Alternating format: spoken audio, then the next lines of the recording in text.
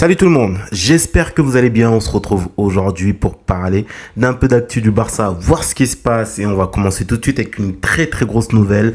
Le retour au Camp Nou, ça a été officialisé le 10 août. Le 10 août pour le trophée Gamper. On ne sait pas encore, c'est pas encore officiel. Il semblerait que ce soit face à Com, mais ça va être une très grosse chose. On va enfin pouvoir retourner au Camp Nou. Même, je dirais même plus au Spotify et Camp Nou, parce que il faut les respecter, Spotify. Quand ils ont été super importants pour déjà que le Barça puisse refaire le stade et pour beaucoup de choses. On a sorti de beaux maillots avec ce sponsor avec Spotify. Donc du coup, on va les respecter. On va dire Spotify et Camp Nou. Un retour le 10 août. Et en fait, je sais pas si on s'en rend compte, mais en fait, Hansi Flick n'a jamais coaché au Spotify et Camp Nou. Il y a des gens qui n'ont jamais joué. Casado n'a jamais joué au Spotify. Fermin Lopez, pareil. C'est juste une folie, en fait. Donc, on va avoir des joueurs qui vont jouer pour la première fois au Spotify Camp Nou. Lamine Yamal, il y a joué. Il a joué les derniers matchs quand il avait 15 ans. Il avait joué les derniers matchs sous Xavi, à la deuxième saison de Xavi. Donc, lui, il a joué, mais il y a des joueurs qui n'ont pas senti l'odeur du Spotify Camp Nou. C'est juste une folie. Donc, voilà, on va enfin pouvoir goûter à cela et Hansi Flick pourra enfin coacher dans ce mythique stade.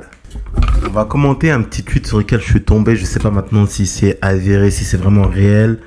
Où il dit que Florentino Pérez et le président de Bilbao, John Uriarte, je ne sais pas comment ça se dit, ils ont une bonne relation.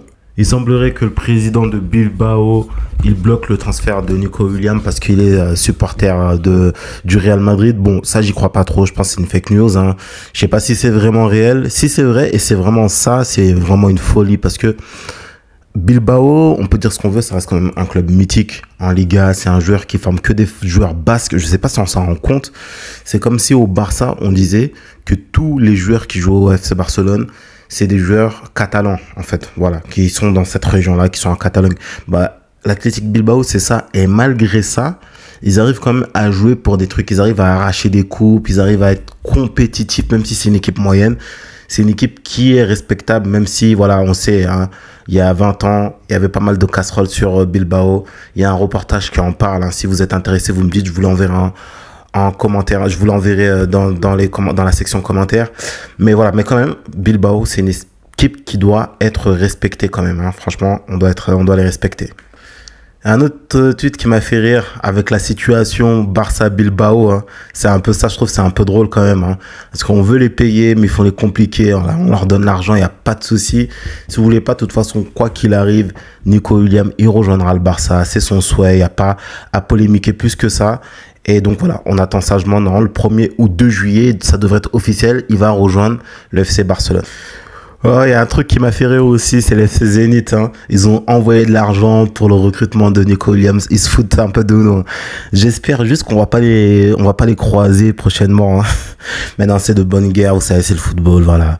On rigole un peu. Ils ont envoyé de l'argent, tant mieux. Vous inquiétez pas, si un jour on vous rend compte que ce soit, je pense, en Ligue des Champions, on ne vous mettra pas plus de 6 buts. Voilà, on ne vous mettra pas plus de 6 buts. On n'oubliera pas ce petit geste. Une autre vidéo qui m'a fait rire, qui a été faite par l'IA, c'est celle-là, où on voit Iñaki Williams qui essaye de récupérer Nico Williams. Là, c'est un peu la scène un peu à le Roi Lion, pour ceux qui connaissent. Le Roi Lion avec Scar et Mufasa, deux frères, où Scar a tué Mufasa. Voilà, là, ils reprennent la scène. Je trouve que c'est un peu drôle.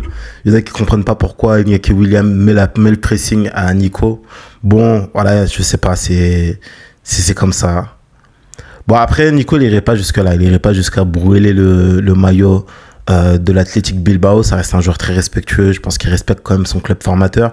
Mais bon, j'ai trouvé la vidéo assez drôle et je me suis dit, voilà, ça peut vous faire rire. Ça peut être intéressant de vous la partager. Allez, une dernière drôle, parce que franchement, on est de bonne humeur. Franchement, là, le Barça, il fait un bon mercato.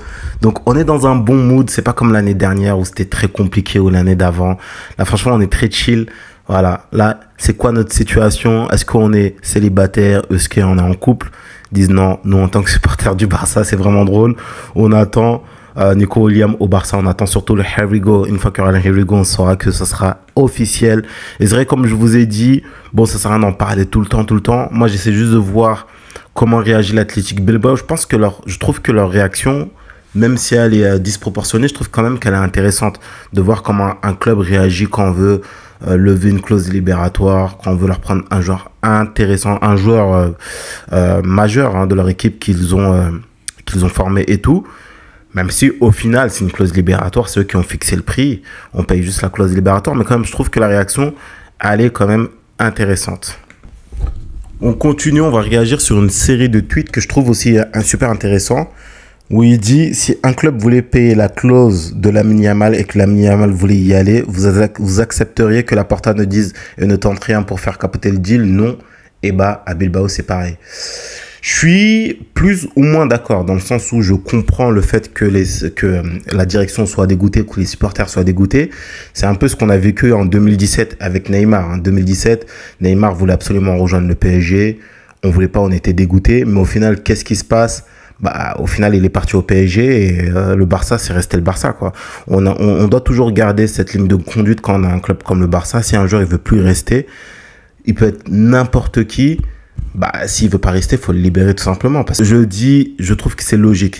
La réaction de Bilbao, dans ce point de vue-là, elle reste comme logique de vouloir se battre.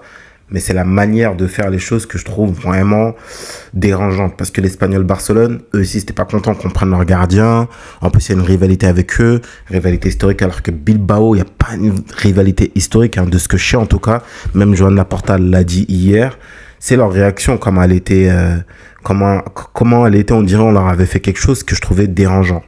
Après, il enchaîne, il dit Bilbao est un club appartenant à ses sociaux, bah, comme le Barça, tout simplement. Le président est obligé de garder la face, ce qui est logique, encore une fois. Après, si le président, il veut garder la face, ça, c'est mon avis, comme ça, en tant que supporter. Je pense que là, ce qui aurait été intéressant à faire, c'est, OK, Barcelone, si vous voulez négocier, bah, voilà, vous prenez Nico Williams pour 80 millions d'euros pour un paiement échelonné. Au final, ce qui fait que, au lieu d'avoir, entre guillemets, que 58 millions d'euros, t'en prends 80, non? Je sais pas si c'est moi qui... dites-moi si vous trouvez que ça, c'est logique. Voilà, cette manière de penser, dites-moi si elle est logique. Mais moi, je pense que c'est ce que tu devrais faire. Si tu es vraiment un président et tu veux garder la face, bah, tu négocies avec le Barça directement et t'en demandes 80 millions. Même s'il signera évidemment au Barça. Bartomeu l'a fait avec Messi en 2020 et avec Neymar en 2017. C'est le jeu, oui. Après, comme je vous l'ai dit, hein, bon, après bloquer un joueur contre sa volonté, franchement, c'est pas ouf. Franchement, c'est pas fou. Mais surtout, c'est la manière de faire la chose, quoi, que je trouve qui est très, très dérangeante. Ils agissent comme si on jouait sur les mêmes titres alors qu'on ne joue pas la même chose. Ils vont pas jouer la Liga l'année prochaine, ils vont pas jouer la Ligue des Champions. Eux, s'ils sont qualifiés, c'est une très très bonne chose. S'ils arrivent à gagner la Coupe du Roi, pour eux, c'est une victoire. Et c'est pas le cas du Barça, hein. Comme je vous l'ai dit, c'est pas vraiment le cas, donc je comprends pas. Alors que par exemple, en 2017, Neymar est parti pour le PSG, qui était un concurrent direct pour la Ligue des Champions. Et Messi en 2020, bah, Messi, c'est Messi, quoi. Donc non, je pense que les réactions ne sont pas pareilles.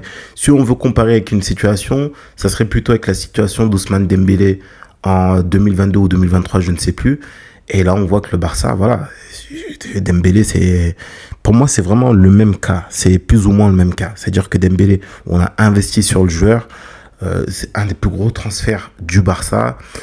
Et c'est au moment où il revenait vraiment en forme qu'il part pour le PSG pour 25 millions d'euros. Bon, 50, ils ont payé 50, mais vous avez compris, le Barça a touché 25 millions d'euros. Voilà, là, au final, qu'est-ce qui s'est passé? Il est parti, ils n'ont pas bloqué. Et c'est comme ça que le Barça devait réagir. Voilà. On continue avec les déclarations justement de Joan Laporta dont je vous parlais, où il dit nous avons une bonne relation avec l'Athletic Bilbao. Mais récemment, il y a eu quelques malentendus ou quelques incidents. Mais je ne pense pas que ce soit pour cela que nous puissions dire que la relation avec eux n'est pas bonne. Nous entretenons une relation, une relation depuis de nombreuses années. Nous sommes l'un des clubs qui ont une longue histoire, c'est clair, hein. Bilbao, Barça, Real sont des clubs qui sont mythiques en Espagne, vraiment. Comme je vous le dis, Bilbao, c'est un club qu'on respecte, franchement, qu'on respecte énormément. Même si on ne joue pas la même chose, c'est un club qu'on respecte énormément. De son point de vue, je ne comprends pas les réactions de leur part. Je pense, avec tout le respect que je leur dois, que chacun doit s'occuper de ses affaires. Comme je vous l'ai dit, le fait que tu dois garder la face à tes supporters, c'est une chose, mais c'est les réactions, elles sont disproportionnées. Un joueur, il a envie de partir. Les gars, vous n'allez pas jouer la Ligue des Champions l'année prochaine. Nico Williams avec ou sans Nico Williams, ils vont jouer la même chose, ils atteindront leur objectif. Je pense que l'année prochaine, ils peuvent viser une 4e place. Derrière l'Atlético qui finira 3e, je vous l'annonce dès maintenant. Après la première place, c'est entre le Barça et le Real. Mais ça va rien changer en fait. Ça ne va absolument rien changer. Donc voilà, comme je vous le dis, la réaction, je la trouve disproportionnée. Allez voir la Liga pour voir si ils peuvent faire capoter le deal. Et après, si le joueur il a dit il veut rejoindre le Barça, il ne rejoindra pas le Bayern. Même si tu essaies de faire ça ne va rien changer. Mais bon, bref, c'est quelque chose que je ne comprends pas. Après, il enchaîne, il dit « Je ne comprends pas pourquoi l'Athletic Bilbao va parler du Barça à la Liga. Je ne pense pas que ce soit approprié, mais c'est leur problème. » Totalement. De toute façon, que veux-tu faire? Quoi qu'il arrive, il va rejoindre le Barça.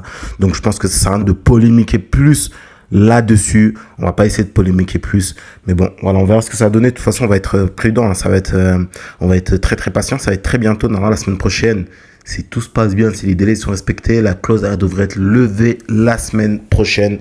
Donc, on verra à ce moment-là. Bon, les gars, on va s'arrêter là sur cette vidéo. Si vous êtes restés jusque-là, dites-moi d'où vous venez. Dites-moi d'où vous venez. Parce que moi, je pensais que j'allais tomber sur beaucoup de Sénégalais. Je tombe sur des Gabonais, ça fait plaisir. Donc, big up aux Gabonais. Big up aux Burkinabés aussi. Big up à tout le monde. Dites-moi d'où vous venez en commentaire. Et si vous venez du Sénégal, dites-le moi aussi. Moi, sur ce, je vous dis à très bientôt. Passez une bonne journée. Profitez bien. Et on se capte très bientôt. Ciao, ciao.